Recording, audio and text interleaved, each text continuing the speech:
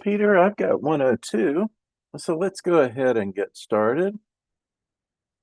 I'd like to take a moment and welcome everyone and thank you for joining our monthly Business Builder Speaker Series. This was an idea born out of the COVID days when we couldn't get together in person. So we hit on the idea of getting together by Zoom once a month, where we bring a speaker on a topic that we think's of great value to real estate agents. It's not for CE credit, but it's a 1 hour of good information by Zoom. We do it every third Wednesday at 1 p.m. with tips and tricks from industry experts that we think will be beneficial to you and help you grow your business. We are connected on all the social media, and we encourage you to stay up to date with our firm by following us on all the different socials. And mark your calendar every third Wednesday at 1 p.m. So our next speaker will be Wednesday, April 17th at 1 p.m. and look forward to having you join us then. Next month's speaker will be Art Cruz and Emily Gadrix with Modern Home Mortgage. They're going to talk about seller-paid closing costs, understanding the limitations, and how seller-paid costs can be used towards buyer-broker commissions. Been a lot in the news the past few months, breaking headlines with NAR within the past few days.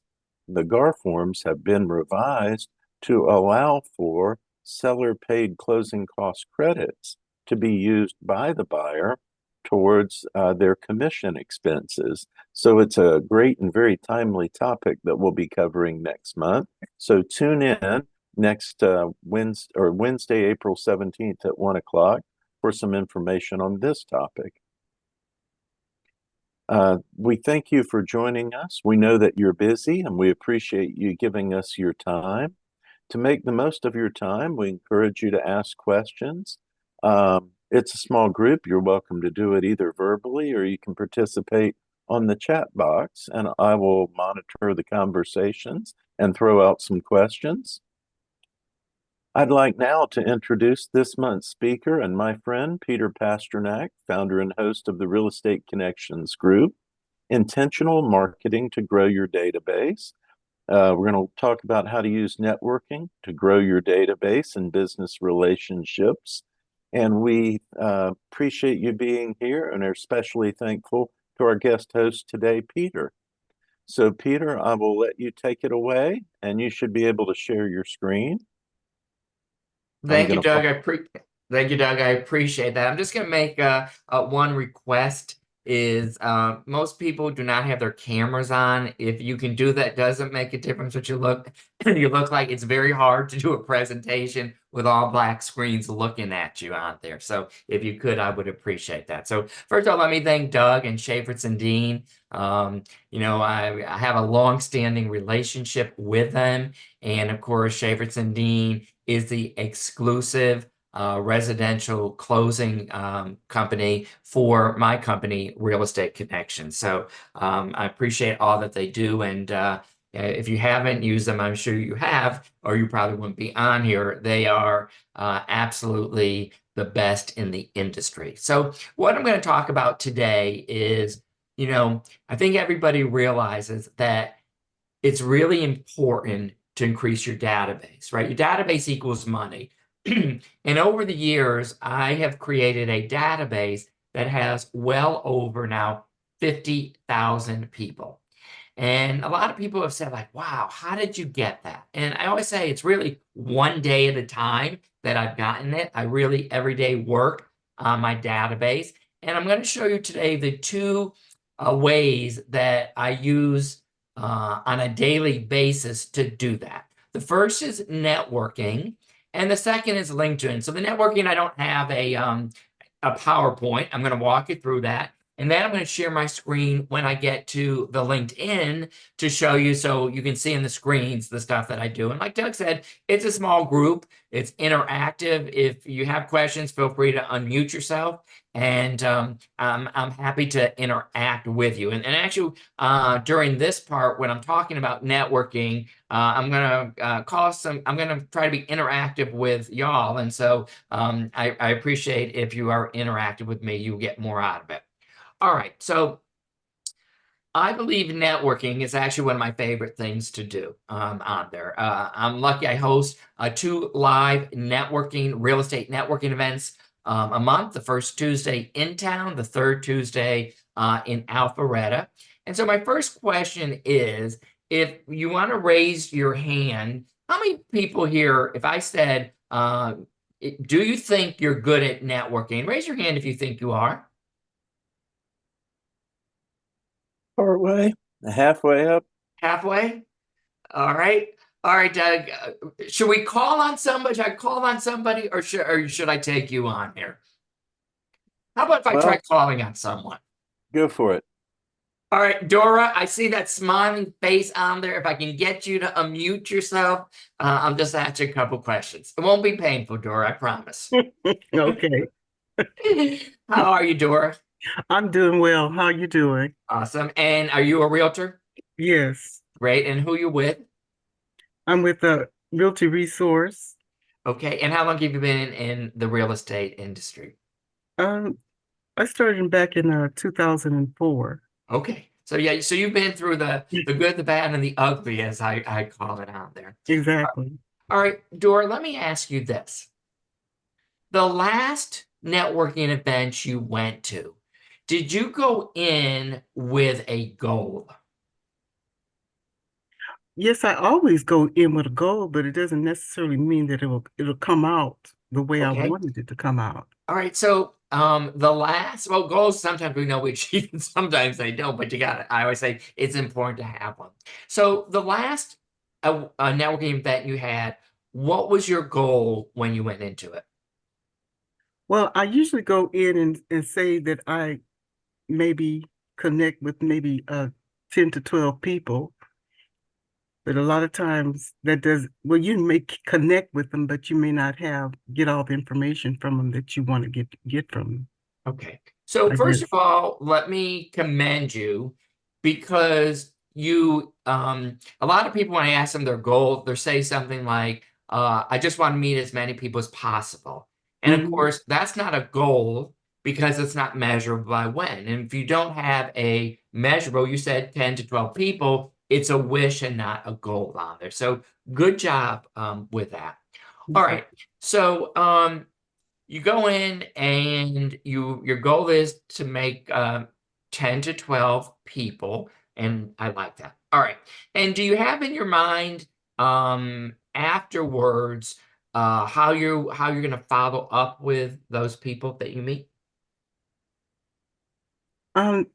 Not usually, I sometimes I get the information and kind of sit on it.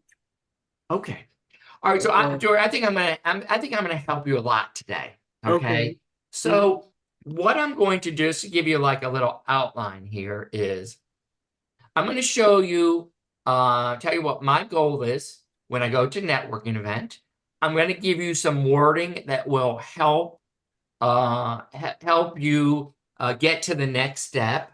And then we're going to talk about one-on-one meetings and how I've made them effective so that some people would say these are scripts in the strictest sense they are, but I've been doing them for many, many years. And, before COVID, I used to do 100 one-on-one meetings a month. And now I do about 25 to 30. So I always say my favorite book, this is my favorite book on networking. I know Doug has it. The 7 Levels of Communication by Michael Nair. If you don't have it, I highly recommend. It is by far the best book on networking. Michael is a real estate agent himself, and he has some really great information. Now, one of my favorite parts of the book is they have a pyramid in there, and it talks about least effective to most effective forms of communication. Now, the most effective form of communication is a one-on-one meeting, okay? Now, the second is networking events. So let's connect some dots here. If you understand that a one-on-one is a great way to build your relationships, and number two is a networking event, then you realize the networking event is the funnel to the one-on-one meeting. Everybody know what a funnel is when I say that? Anybody want me to kind of explain? Basically, it's the conduit or the event that gets you to the one-on-one. So, I always say the biggest mistake I see people make at networking event is what I call they throw up on people. And really what I mean by that is we all know people do business with people they know, like, and trust, right? And so if you go to a networking event and let's say all you do is hand your card out, you're really throwing up on people. See, they don't know you. You haven't started to build the relationship with them. And so I'm going to go over a few ways of how you build that relationship. The other thing that you understand is the networking event is really going to help you to get to the one-on-one. Now, here's some of the wording that I use in order to get myself to the one-on-one. I say something like this. And Dora, let's say we're having a nice little conversation there at the networking event. And then I'd say something like this. Dora, it is so loud in here, but I'm really enjoying our conversation. Dora, I'm going to call you tomorrow. Now, side note, if I say I'm going to call tomorrow, what am I going to call? Tomorrow. And if you don't mean it, don't say it. It's the first time people are going to have an impression if you do what you say you're going to do. And if you're not going to call tomorrow, say what day you are going to call or next week. It's about setting expectations, okay? So now I'm back to, all right, so Dora, I'm going to call you tomorrow to set up a time for us to meet, do a one-on-one to see how we can help one another. Okay. Wait, can I say something? I think Doug is still showing his screen. I can't see you. Oh, you can't see me? I'm sorry, I can see you, but if you have, I don't see your screen. I still have that share. welcome screen up. Is that what we should see?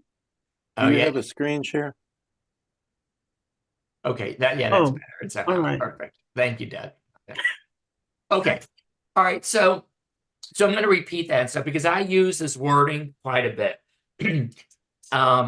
So Dora, I'm going to call you tomorrow to set up a time for us to meet one-on-one to see how we can help one another. All right, now, Dora, if you don't mind, keep on interacting with me. What did I just say? You said to set an expectation. So if you tell them that you're going to call tomorrow, make sure you call that day, or if you're not going to do it, don't tell them that you're going to do that. Great. And then I want everybody to get this wording I'm giving you after that. I'm going to call tomorrow to set up a time for us to meet in order to see how we can help one another. See, you're never, Doug and even myself, don't get 100% of people that are going to meet with you. But what you're really looking for is the odds to go up that the people are going to meet with you.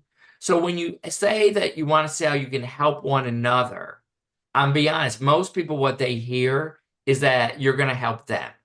Well, that's not actually what I said. I actually said how we're going to help one another, but the chances are higher or lower that people will meet with you if they think there's something in it for them. It's higher, of course, on there, right? And so, all right. So now I've got the appointment set up for us to meet on the one-on-one. Now, a lot of times, this is where it goes awry. You get to the one-on-one, and people don't know what the heck they're going to say. Now, I always say, I'm not naturally good at anything. So I've always had to work a little bit harder and be very intentional. So when I was meeting before COVID with 100 people a month, now I meet with 30. I know exactly what I'm going to ask everyone because I'm asking the same 3 questions at every meeting.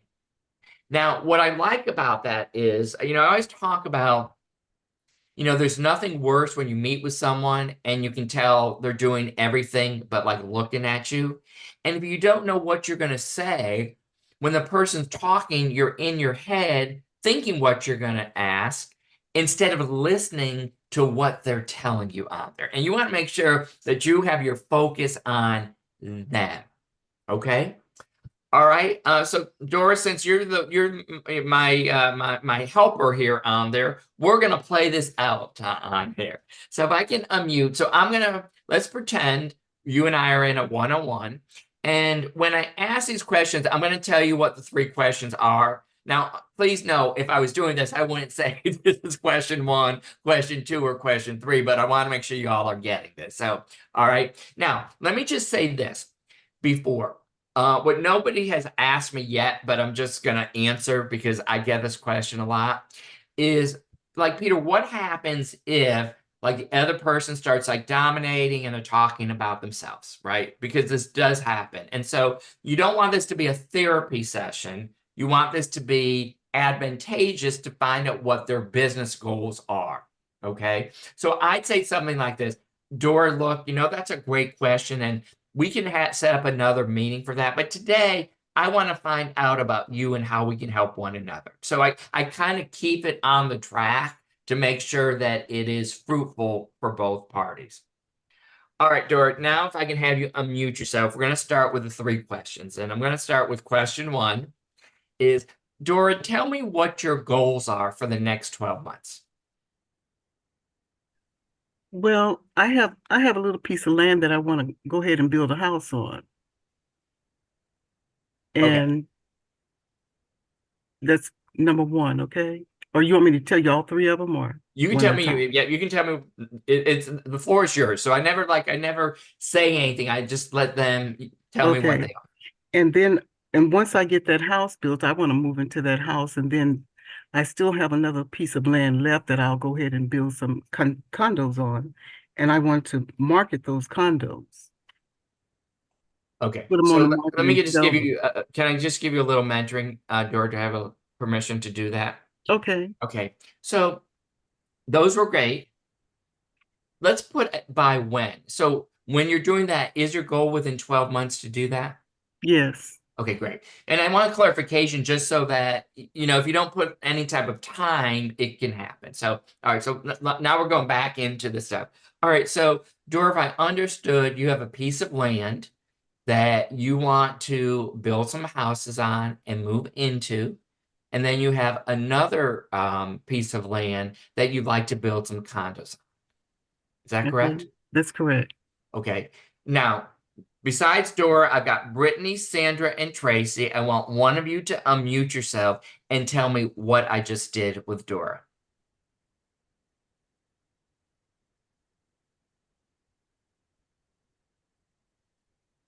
And you're all unmuted, so if one of you wants to unmute, if not, I'm going to go to Doug, but I like audience participation.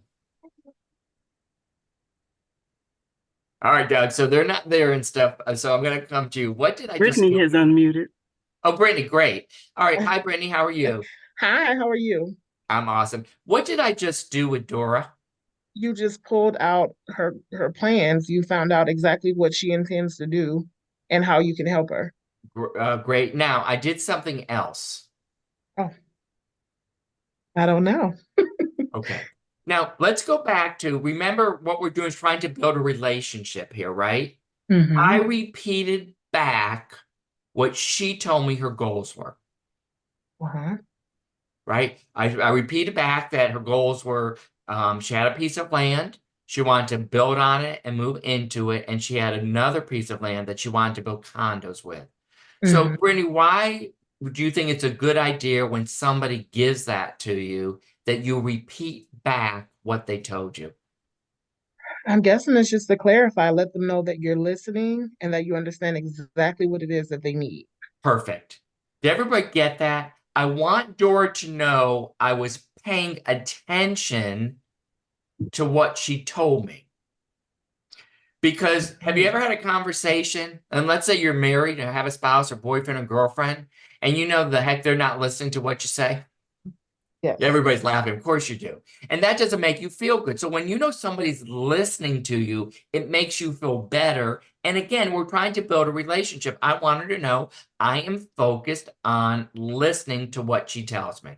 Everybody get that's actually a really important piece to be able to do. And sometimes somebody has 5 or 6 and you don't have all 5 or 6. So then you want to get clarification to make sure in your mind you got what they're saying. Okay. All right. Great job, Brittany. All right, Dora, if I can get you to unmute. That was question 1. We're going to go to question 2. All right.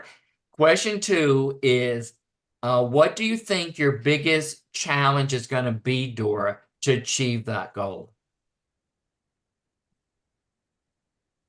The plan for the projects and the financing. So the planning and the financing is going to be your biggest challenge. Okay, Right. now I'm going to question 3. Dora, how can I help you? I'm not sure how you can help me, unless you have some building plans or someone that can do building plans for me, and whether or not you have a banker or someone that can basically loan the money for my project Okay. All or right. projects. Okay, awesome. All right, now let me just go over the 3 questions again. So if people didn't get all 3, let me do that, and then I'm gonna go to my next point. So the 3 questions are: number 1, what are your goals for the next 12 months? Goal number 2 is, what is your biggest challenge to achieving that goal? And number 3 is, how can I help you? Everybody get that? Okay, now I always say this. Let's say you go to a party and they have the most delicious chocolate cake you have ever had. And you go, I have got to get the recipe to this chocolate cake. And you go to the host and you say, I've got to have this recipe. And they give you the recipe and you go home and you decide, Dora, you know what? I'm going to put a little more sugar. I'm going to put a little less flour. And that cake comes out of the oven and it does not taste as good as a cake you had at the party. And you're like, oh my gosh, I am upset with that person. I don't think that host gave me the right recipe. And the only person you should be upset with is yourself. You did not follow the directions of making that cake. Now, why do I say that? It's really important to ask these questions in that exact order. And this is the reason why. So, Brittany, let me ask you this.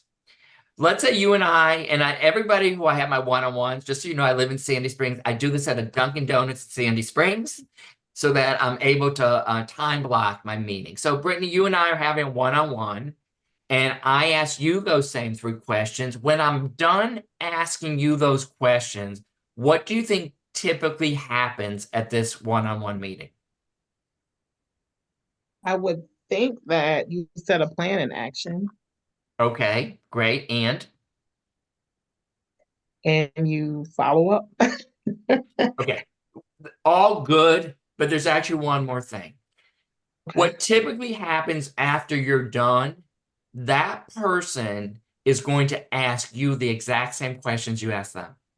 Have you ever gone to an event and they ask a person to introduce themselves, and it seems like everybody copies how that person introduced themselves, right? Mm-hmm. Yep. And so even if that doesn't happen, over 97% of the time, they're going to ask, what was the last question you asked them? What was the 3rd question I asked Dora? Oh my gosh. I don't know. How can you help? And How can I Yes. help you? yes. Now, really. So when you meet with someone, you really want, the truth is you want them to know how they can help you. But here's the thing. When you meet with someone, they still have like the wall up and they're afraid you're going to ask them for, a check of X amount. And so as you show interest in them, the walls start coming down, right? And let me tell you, you will get a much different response if you show interest in them first and they ask you how they can help you. See, if you start with, all right, Dora, this is what I want from you, you'd be like, I don't like this person, or your walls will go up. But when I'm trying to show interest, and then you say to me, hey, Peter, how can I help you? You will get a much different response from people. And that's why the questions have to be asked, or the third has got to be, how can I help you? Anybody have any question? Everybody understand like the psychology behind that? That makes sense? Mm-hmm. Okay. All right. Before I get into my LinkedIn, anybody have questions on the networking piece? And if you do, just unmute yourself, and I'm happy to answer any questions before I go into the LinkedIn. Good. Everybody got clear as water here? Okay. Peter, I'll throw it back out what I captured just in summary. Okay. Networking events are the funnel to one-on-ones. Yes. And the 3 questions at the one-on-one are asking about their goals for the next 12 months, the challenges to their goals, and how can I help? Perfect. Yep. So you have clarity when you're going in. And doesn't that make, to me, they flow. Goals, challenge. So a lot of times how you can help them is help them with a challenge. Now, I would tell you this, sometimes people, I've been doing this a long time. Sometimes you're surprised when people tell you how you can help them. And I would tell you this, sometimes you have somebody, and let's say you're meeting what you would consider, let's say we all have whales in our industry that you're like, this is a person, you feel like you might have one chance that could bring a lot of business to you. And you're thinking to yourself, well, how can I help that person out there? Well, the reason you ask is you don't know. They might be in some kind of nonprofit. You might be able to, do some time with them. I tell you, like for me, some people say, well, Peter, like there's nothing we can do for you. All right, so let me just tell you one thing about myself. I absolutely hate to drive. If I never had to drive again, I would be happy. So when people say, what can I help you with? I'm like, okay, do you want to just like shadow me? Great, you drive. Because most of the time, I'm on the phone, I'm doing deals, I'm talking to people, I'm texting. And so I can't do that, or not supposed to do that when I'm driving. I'm supposed to actually pay attention. So my point being is, if you didn't know that, you wouldn't know that about me. So a lot of times you're asking me so you can discover what that is. And let me tell you, everybody feels good when you ask them how you can help them. Now, knowing this, you should make sure you can answer those 3 questions yourself, right? That should be like somebody throwing you a really slow ball for you to hit outside the park. Know your goals, know what your challenges are, know how somebody can help you. Because sometimes it's one and done. You're gonna have one chance to ask people how they can, or they're gonna ask you one time how they can help you, and you should have clarity on what that looks like there. Okay. All right, so now we're going to go into LinkedIn. I'm going to start sharing my screen. So let me start sharing my screen on LinkedIn.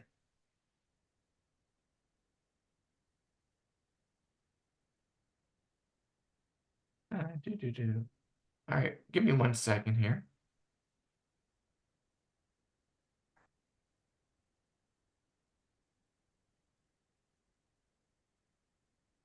All right, everybody see my LinkedIn? Yes. All right, so now I'm going to ask people and stuff on there. Now it's going to be a little bit hard because most people don't have their stuff. If I were to ask most people how many people are on Facebook every day, most people, if they're honest, are on for a little bit on Facebook every day. But usually when I ask people, are you on LinkedIn every day? Most people are not. Now, remember this, LinkedIn is the #1 social media for businesses. Now, there are things you can get on LinkedIn that you will not get in on Facebook on there.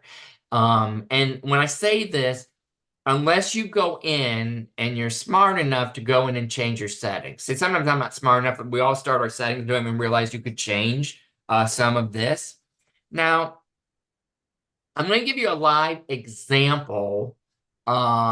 Years ago, I was in BNI. And if you're not familiar with BNI, it's a group where they want that one person per industry in there. They network. It's usually in the morning. It's weekly.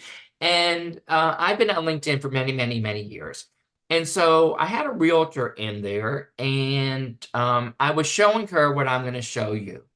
And at the end, she took what I taught her, and she was going on a listing appointment that Friday for an expired listing. And so she reached out to the seller and said, "Hey, Dora, I'm looking forward to our listing appointment on Friday. Look, please go through my contacts and let me know if there's anybody I can introduce you to." Now, sometimes it's better to be lucky than good. What she didn't realize was the seller's biggest complaint about her previous realtor was that the realtor didn't use social media to get, eyes on her house. Now, is that true or not? Probably not, but perception doesn't make a difference. What we think, that's what the seller thought. So it was a listing in Virginia Highlands. And so the reason Samantha got the listing was she was the only one of the 3 realtors the seller was talking to that reached out through social media. Now, that was the biggest complaint that that seller had with her previous. So when she saw that Samantha did that, she got that listing. It was a $900,000 listing in Virginia Highland. This was a few years ago. She got it, and within less than 10 days, she got a full price offer. So just think about, as I'm doing this, how you could incorporate in a listing package or some other stuff on there. All right, now, on LinkedIn, a couple things. If you don't have a profile, the first thing is, I would highly recommend you get a profile on LinkedIn. All right, now the second is, the first homework assignment would be make sure you get over 500 contacts. Now I'm going to show you how easy that is. Why 500? Because, Dora, if you have 499 contacts and I look you up, it would tell me you have 499 contacts. If you have 500 contacts, it says 500 plus. So from a credibility standpoint, it makes a difference. Now, on your own, it gives you an exact number. All right, so here is my numbers. Everybody see how many contacts I have in LinkedIn? I have 11,400 contacts in here. Okay, now, one of the things that I love about LinkedIn that you will not see, and Doug, I'm making sure, I should have checked this out before, and I assume you and I are connected on here. I'm being embarrassed if we're not. Okay, we are. Good.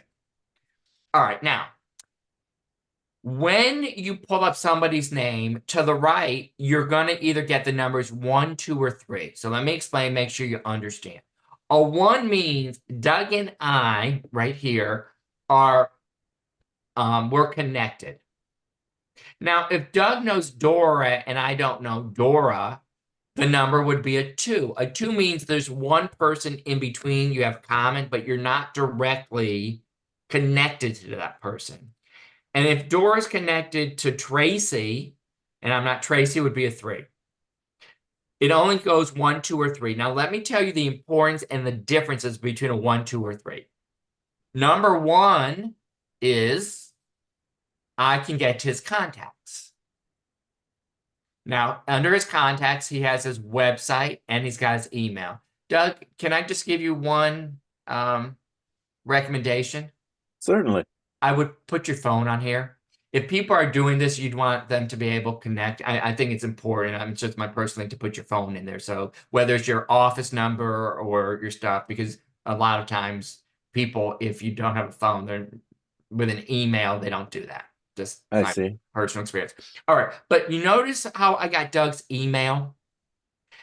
On Facebook, unless you change the settings, you don't get this. I want to say this because I want you to understand how important this is. If you have any type of CRM, you got to have that person's email. So by making them a 1, what do? I copy and paste. And so 11,400 of my 50,000 are my number 1 connections in LinkedIn. Okay, that's big. That's big. Get nothing else. Again, if you're trying to send stuff out to people, if he was not a 1, I could not get his email. Now, let me explain what a 2 is. So let's say Dora is, I'm not connected, and Doug is. So for Dora as a 2, I don't get her contact information or email, or her phone number will not show on there, but I can send a message to Dora. If Dora's connected to Tracy, I'm not, and it's a 3, I cannot send them a message.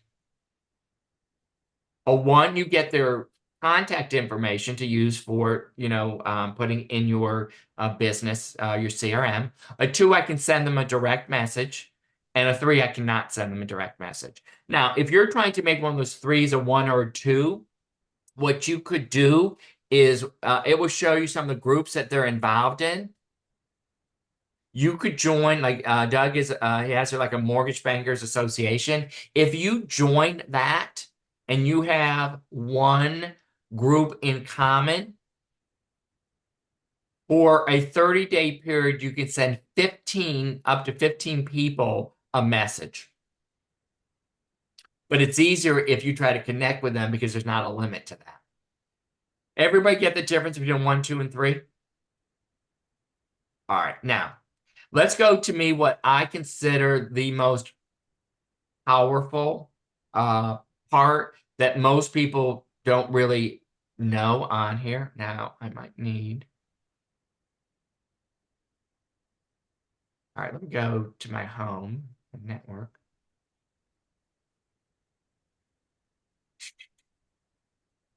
Okay. All right, so I think, let me see if I can move this. It's okay, great. All right, so the one thing, if you get nothing else today about LinkedIn, I would say the most useful thing are groups. Groups. You can join up to 50 groups. Now, you see where all these dots are under that I'm here? If you hit that, and let's see if I can move this. I'm going to go to groups. All right, you can do up to 50. Now, I'm going to go to Real Estate Connections because this is my group. Now, as you go in here, now, I'm not really good at math, but Dora, let me ask you, what number's bigger, 500 or the 4,340 members? Which is a bigger number, 500 or 4,340? 43, 4. I think I saw her mouth that. Right. So how do you get to 500 people in a hurry? Look, if I put show all, it's going to show all 4,340 people in my group.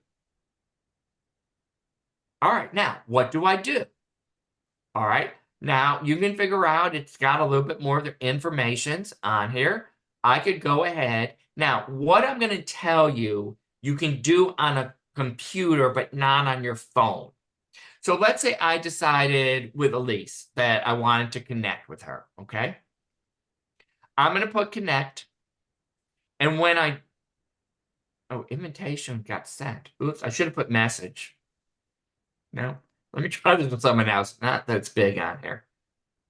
Let me try this. All right, so Katie is a 2. On your phone, if you connect, it does not give you the option to go ahead and do a message. So I do a message here. And I say something like, just like I taught you on networking, I say, Dora, we're both members of the group Real Estate Connections. See, if you've been on this a while, there are times you get a request to connect and you don't know who that person is. So I'm either putting we're in the same group or that we have common connections, so they don't think like why is this person reaching out to me? And I would say something like, Dora, we're both members of the group Real Estate Connections. I'd like to connect with you to see how we can help one another, right? Same wording. We're members of the same group. Let's connect to see how we can help one another. Because again, chances if they think there's something in it, they're going to connect with you. Now, once they connect with me, I'm not done. I would say, Dora, thank you for connecting with me. Now, I turned 64 last month. I can't see, but if you're over 30, then I think we all place a lot more values on good manners. So I always thank people for doing what I've asked them to do, right? Younger people look at me like I'm crazy when I say thank somebody for doing that on there. And then I'd say thank you for accepting my connection. I'd love to meet for a cup of coffee or Zoom, however you want to see how we can help one another. Everybody see that? And so when people say, I have no idea, I've run out of people to talk to, you could go onto Facebook or LinkedIn and then join groups. So if you were searching for groups, you could put in where you went to school, you could put whether you played tennis, you could put your church, and there were groups that will come and you join. And, I always say there should at least be 100, 200 people in a group before you join it, just because if it's like 3 or 4, there's not much you're going to get out. All right, with that, I'm going to stop sharing and I'm going to summarize where we were. So, Doug did a great job on the networking. The networking piece is, remember that this is a relationship business. You're trying to develop that. When you go to an event, do not throw up on people. That is the funnel to get the one-on-one. After they do that, the 3 questions are, what are your goals for the next 12 months? What's your biggest challenge? How can I help you? The second is LinkedIn. LinkedIn is by far the best for businesses on there. Again, you're trying to get to at least 500 people that you're a person connected to on there. Once or one, it will have their contact information. Copy, paste, put that in your CRM or however you're keeping track of your people. And again, when you're inviting people, you're using a lot of that same wording. And tell them how you're connected. We're connected in this group, or you have 83 common connections, and that you'd like to connect to see how you can help one another. So with that, I'm going to stop on her. I think I'm about my 45 minutes on there, and let me open it up to questions.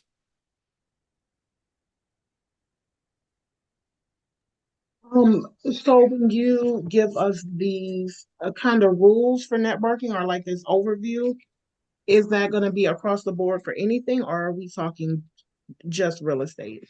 Oh, this works for everybody. Got it. Because really, Brittany, what you're trying to do is build a relationship with these people. So regardless of whether it's in real estate or, attorney, inspector, you're just trying to do that. Now, you might join some different groups, right, that you're trying to get to on there, but the wording and the methodology works for any industry. My mentor has been pushing and pushing for me to get a LinkedIn. And honestly, I'm like, I can barely keep up with the social media platforms that I have. So I think I'm going to go ahead and I may have created one, but I think I'm going to go in and complete it. Because everyone's pushing LinkedIn, but I'm not familiar with it at all. The only time I use it is when I'm trying to get someone's information that I don't have, like a professional. I will LinkedIn and sometimes I can find clues that way. Yeah, the better part is if you're going to be really committed to increasing your database, the ability when you connect with people to get their contact information, which mostly is their email and phone number on there, it's really invaluable. And the other thing you will find is while there are groups, I have groups I use on Facebook. Some people will say, I just want Facebook for my personal. Not that I really understand that because I live my life 24/7. I don't really put like personal here and Right. it's just who I am. But anybody who's on LinkedIn is there for business. There's no other reason to be on LinkedIn. Got it. Great question. All right. Anybody else? Anthony or Dora or Tracy or Doug? Any other questions I can answer for you? Well, say that we're at home and we're in LinkedIn and we're just now starting to use it. How are we to find out? Like you know all these little tricks and what have you. are there ways within LinkedIn to learn all of these things? That's a good question. I don't know, honestly. So when I started, I just like, you know how they say enough, you learn one bite at a time. Your goal at first might be, okay, I'm going to send out 10 invitations a day to invite. And so systematically, the first thing I would do is join some groups, right? I would start with the real estate connection group. I have over 4,000, and everybody in there is involved in the real estate world out there, right? So it's going to be easier to get your numbers up on there. And then the second part is like, okay, great. I want to start generating some calls with people on there. And so whether it's a cup of coffee, whether it's a Zoom meeting, now face to face is better than Zoom, but Zoom is better than nothing.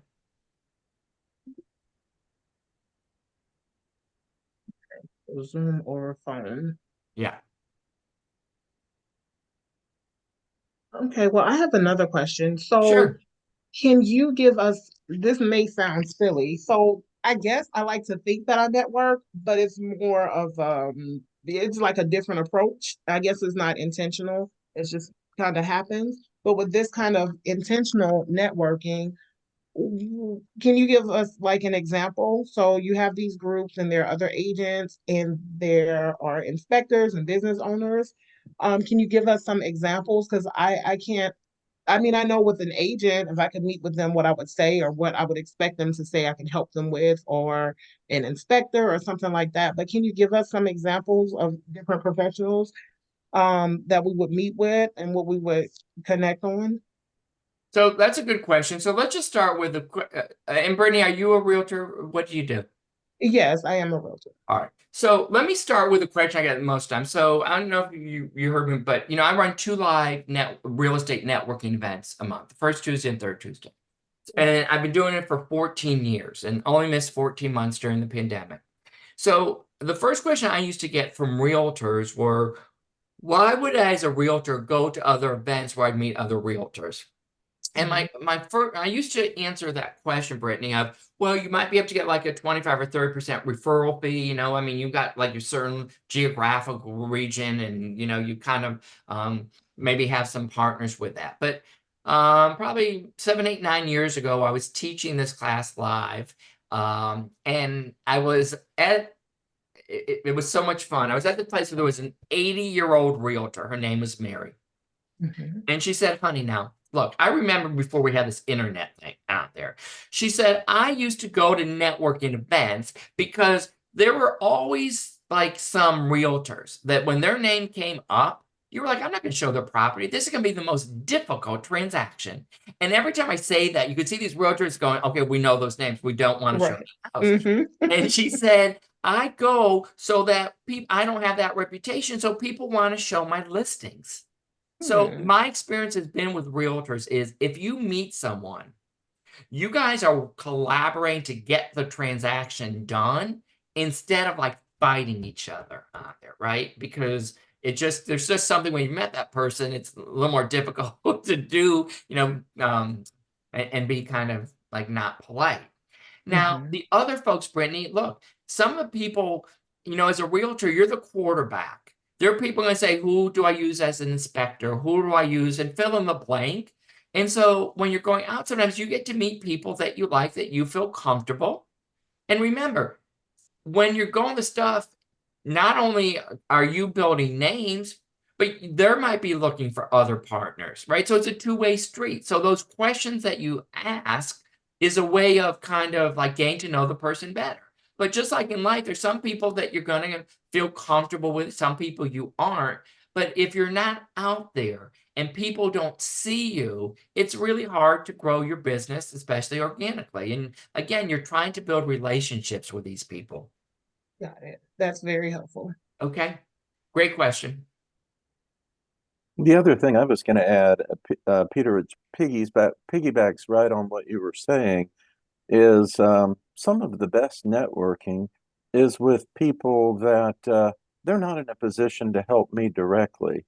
Whether it's, say, home inspectors or, people that generally refer closing attorneys tend to be mortgage lenders and real estate agents. but I try to be connected in all areas. Just like you said, as a real estate agent, you're going to need referrals to home inspectors.